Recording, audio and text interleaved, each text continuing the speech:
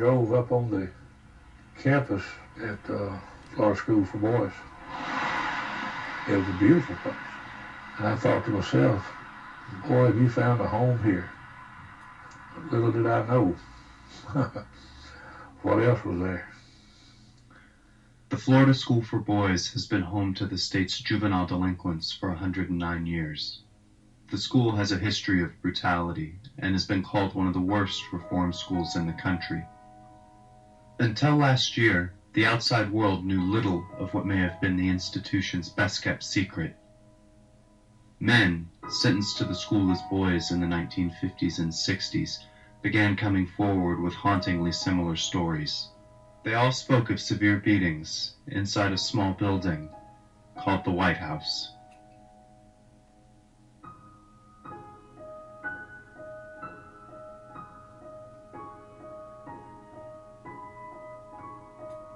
As soon as they'd open the door, it just smelled like death.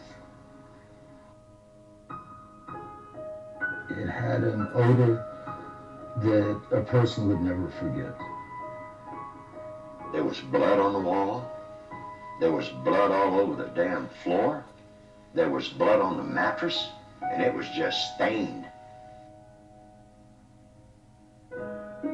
Jesus, please take me out of this place.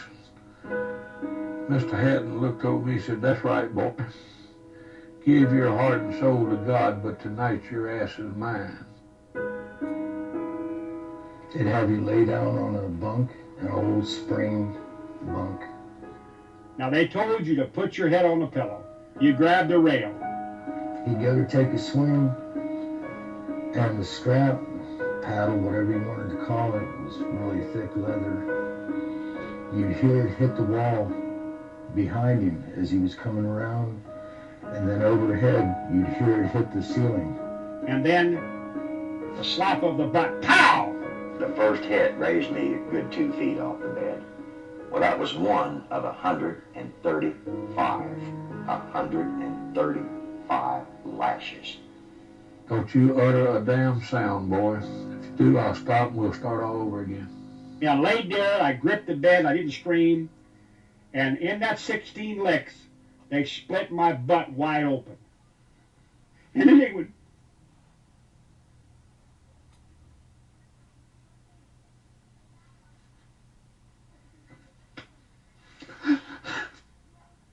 Marianna's something I've always been ashamed of.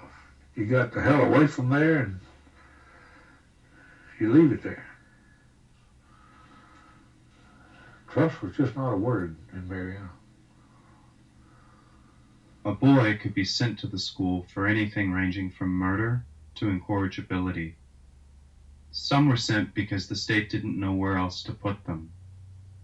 Many left physically and psychologically scarred from the abuses of the staff entrusted with reforming them. I think it affected me for my whole life. You put the stuff back in your head, back in your mind, and you don't tell nobody about it. You can't trust nobody. I could never show love to nobody because I wasn't loved, probably when I was growing up. You know, my mom always said that time heals all wounds, but this is a wound I think will never go away.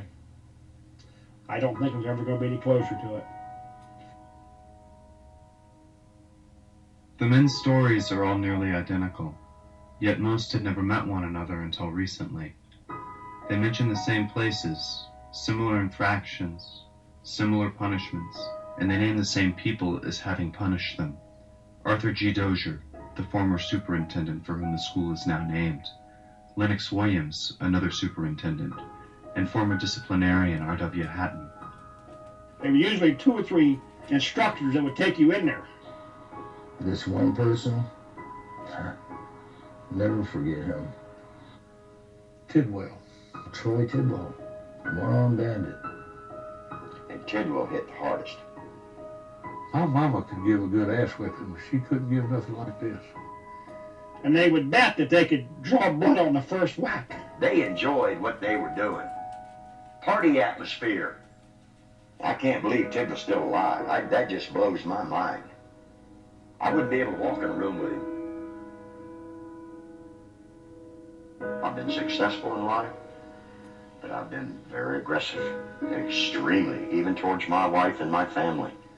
I've had to go to anger management school because of my temper. And does that have a part of it? You better believe it, my friend. You better believe it. Nobody can take a beating like that. How can you inflict that kind of pain on a kid? How could you even think of it? They didn't even do that to prisoners. This stuff should have never happened. Should have never happened. Half a century after leaving the school, many of these men are looking back at their lives and feel that they are owed something. A lawsuit has been filed against the state. Governor Christ has launched an investigation into unmarked graves on the school's property.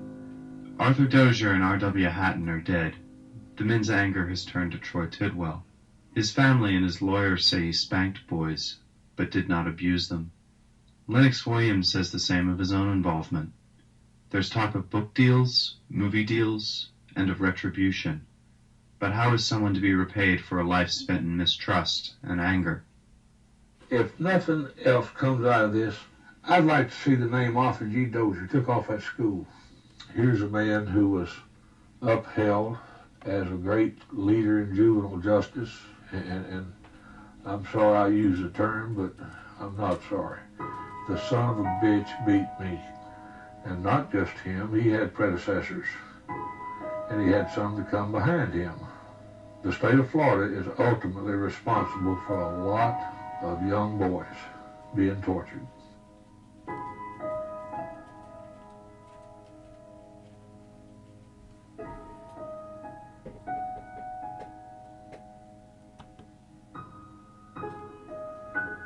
The Tidwells, the Hattons, those people had to do what Arthur G. Dozier said to do, and he never said stop beating these kids.